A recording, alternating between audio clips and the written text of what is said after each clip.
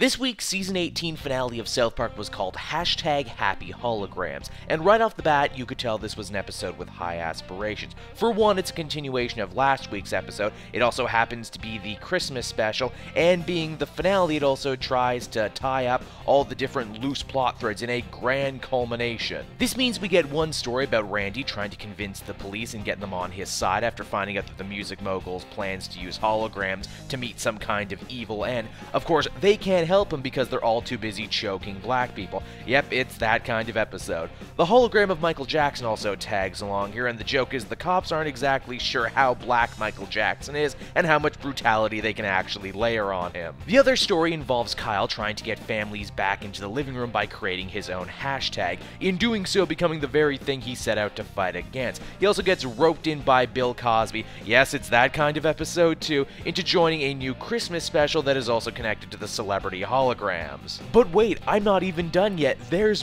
more! Cartman is still rocking his PewDiePie internet persona and doing so commentating over this new Christmas special. If that sounds like a ton of stuff, it's because, well, it totally is, and the show only adds on more later by bringing back the Washington Redskins joke from the beginning of the season, and even the return of Steve, the Indian customer service guy. The big message of the episode seems to be that the new breed of net celebrities are wielding power the last generation could never imagine, and that fact makes them really scared. But at the end of the day, isn't really a bad thing because most are just self-made people, and that's commendable in its own right. An interesting idea from South Park, who came from humble beginnings themselves, and who pretty much devote entire episodes to doing nothing short of commentary. A good example of that, thematically, would be, of course, the Stan episode where he feels like he's getting old. This almost feels like the writers, doing commentary on their own work. It's also fun to think if Trey Parker and Matt Stone were born today, there's a good chance they might very well have ended up being internet celebrities. Now, if that all sounds really meta, guess what? It goes even more nuts. The finale has all the stories converging at one point, while Cartman's face cam comments over the actions, and mock tweets show up at the bottom of the screen as all media mashes into one.